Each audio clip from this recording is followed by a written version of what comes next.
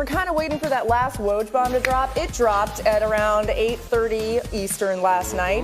It was Woj's third most retweeted tweet of his whole life. Wow, that is crazy. Doesn't surprise you. So that would be, of course, Russell and James Harden. We're going to talk about that. We've got Woj coming up in just a moment. And at 8:35 Eastern time last night, Mike D'Antoni was on his phone at Summer League, likely getting word of the latest Woj bomb. Look at him. As the Rockets and Thunder agreed to a trade that will send Russell Westbrook to Houston in exchange for Chris Paul, 2 projected first-round picks in 2024 and 2026, and 2 pick swaps in 2021 and 2025. So we now welcome in the man who broke this news, Adrian Wojnarowski. I think Jalen wants to talk to you more than I do, but I want to talk to you a lot. Woj, tell us how this trade came together. Well, once the Paul George trade happened with the Clippers, it started in motion the idea that Oklahoma City would trade Russell Westbrook. And he and James Harden talked right in the aftermath of the Paul George deal and started to discuss the idea of reuniting together. And Russell Westbrook and his agent, Thad Fouché, were in constant conversation with Sam Presti in Oklahoma City, let him know that the Rockets were at the very top of his wish list, and Oklahoma City wanted to move quickly. They didn't want this to linger through the summer, and they started to get engaged with both the Rockets and the Miami Heat here in recent days. And yesterday really had their best offers from both teams and did the deal with the Rockets, got a tremendous return on it. 2 first-round picks, 2 future pick swaps, and Russell Westbrook, James Harden got what they wanted. And the Thunder, between 2020 and 2026, they have the potential of having 15 first-round picks. They've added 8 first-round picks in Oklahoma City since draft night. Yeah, Woj, the Thunder are playing the long game in this current NBA where we don't see that as much. But what are you hearing about why Harden and Westbrook both wanted to team up again? You mentioned they wanted this. Well, there's no question that in, Houston, I think for the Rockets, part of the thinking was they were trading out ages, right? Chris Paul at 34 years old for Russell Westbrook at 30. And the Rockets believe that this gives them an opportunity to extend that championship window around James Harden. But Harden played a major role in this trade happening. He wanted to be with Russell Westbrook, and he certainly let ownership, management know that, and they got this deal done. All right, hang tight, Woj. We'll get to Chris Paul's future in a few minutes. Much more from you to come as we carry on here this morning talking about this. And Rockets owner Tillman Fertitta told Fox 26 in Houston, "I hate to lose Chris Paul. We felt like we did what we had to become a better team." Jalen doesn't buy it. "I think it'll be very interesting and fun. James, of course, Harden, and Russell wanted to play together. It ought to be fun this year." Yeah, it ought to be. We're ready to go with that. Jalen holding back no punches this morning. They're not going to retire his number like Golden State? No, not going to be able to do it. We'll see about that. But your biggest takeaway overall from this trade, Jalen? The end of super teams in the NBA and the era of dynamic duos is officially blossoming right in front of us. It started in the new era with Danny Ainge in the Boston Celtics when he put together his big 3 to go with Paul Pierce, added KG and Ray Allen. And then all of a sudden the Miami Heat with Pat Riley created the Heatles to go with Dwayne Wade. You have LeBron James, you have Chris Bosh. And then you go out of control with it with the Hamptons 5, a team that already won 73 games in a championship with a unanimous MVP in Steph Curry, happens to add a guy like Kevin Durant. Now we get to the LeBron era, as I'm calling it, where multiple players are willing to play for multiple teams. Usually great players wanted to stay in one spot, like Duncan, like Kobe. And Dirk, if you win it in one team, that's great. You're loved forever. Short-term deals for MVP level candidates. LeBron, short-term deal in Cleveland. KD, short-term deal with the Golden State Warriors. And lastly, willing to leave a team without a sign and trade. Remember when we used to talk about the fact that kind of LeBron left Cleveland and they didn't get anything in return? Or Kawhi left Toronto and they didn't get anything in return?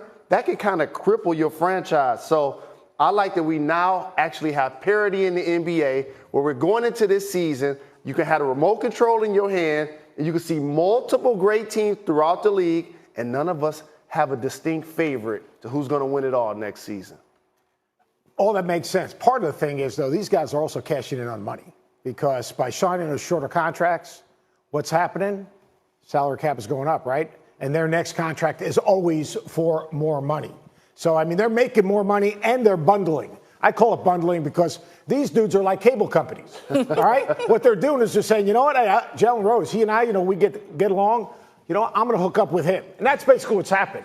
Well, what we've seen is dynamic duos. We've seen what happened with Paul George. Kawhi Leonard's basically said, I want to play with Paul George. And then James Harden said, you know what, he's playing with Paul George. I want to play with Russell Westbrook. And that's just created these twosomes. And also, they're all getting rich off it. Yeah, well, later on in the show, we actually are going to run through Jalen's top 5 twosomes going into next season and even beyond that as well, because, of course, some of these guys are injured. But let's talk about the Rockets side of this thing. And we heard Woj talk about the fact that Harden and Westbrook want to play together. Mm-hmm. They want to make this happen, this reunion happen. But things were a lot different the last time they played together. So will it work this time around? And what do you see that looking like? I have 2 words for this pairing: sacrifice and respect. Things that you're willing to do for people that you care about. And also things that you're willing to do when you didn't get your goal accomplished doing it your way. And both of these guys have put up astronomical numbers. Both of these guys have been MVP candidates. But both of these guys have also been blamed for the fact that other guys may or not be able to play with them. So now all of a sudden you rekindle both of these guys at different points of their careers in Houston when they both have something to prove. And the musical chairs continued to happen. And then the music stopped. And then all of a sudden, who am I going to play with if I'm James Harden? What's going to happen to me if I'm Russell Westbrook when I lose Paul George? So now they have each other without giving up too much in Houston. The Rockets are going to be one of the top 4 teams in the West. But this is a different dynamic because when these two guys played together the first time, think about this. Russell Westbrook, this is a crazy, crazy stat. When he played with him, he missed more shots than James Harden attempted. Yeah, that's crazy. The last time they played together. So all of a sudden now, what really you're seeing is you're talking about Westbrook now. He's going to basically defer in a lot of ways, especially late games, to James Harden. But you put those two guys together, and they do fit because the way Houston plays, with paint touches, with dribble drives, with threes and layups and free throws, both of those guys are going to make players better. And then defensively, they will be disruptive. Now, will they be disciplined defensively enough in the playoffs to just get stops? This is a dynamic defensive backcourt in terms of turning people over. Will they take enough care of the ball, though? That's the question. And our job isn't only to fan over how great these players are, but it's also to analyze their strengths and their weaknesses. One of the things that James Harden is going to have to do this season is what Russell Westbrook had to do the previous season. That's being willing to defer. Yeah. And Russ did that for Paul. But this year, James didn't necessarily do that for CP3. Well, CP3 is not as good as Paul George. But there was no reason to defer to CP3. No, but he's still your teammate. Oh, this is a coach saying that a player shouldn't defer to the other 11 guys? Everyone's got to understand who they are. No. CP3, where he is in this stage of his career, he needed to defer to James Harden. Hold on. Before this show ends, I need to get you some real footage of what I'm talking about. I'm talking about when CP3 is initiating the offense and James Harden is distorting the spacing, having bad body language, and basically walking towards half court. That's what I'm talking about. A lot of that blame, he can't do that this season. A lot of that blame went on Mike D'Antoni at the end of the day, too. People said that he wasn't running the correct offense and that it was all on him and his game planning going in. Mike D'Antoni is going to play the way they're going to play. They're going to play off space. They're going to play off high spread ball screens. They're going to play off paint touches. And they're going to shoot the ball or shoot layups or drop it off to Capella. That's how they're going to play.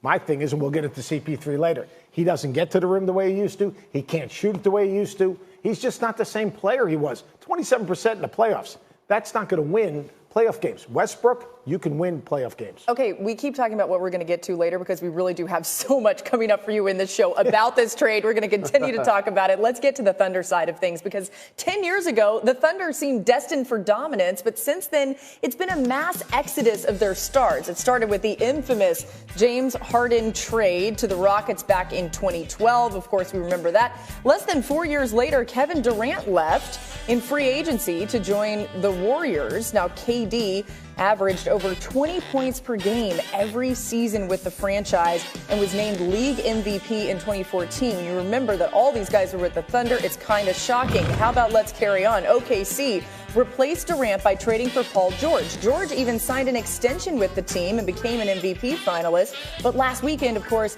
he's traded to the Clippers to join Kawhi. The only man left had been Russell Westbrook. He was the last man standing, but that changed yesterday in the trade to Houston. He leaves the Thunder as a leading scorer in franchise history. Yeah, that's my vet. I was really close to him, so sorry. I mean, I guess that's what he wanted to do, and I'm happy for him, and hopefully he has a good season at Houston, I guess. He's a great player.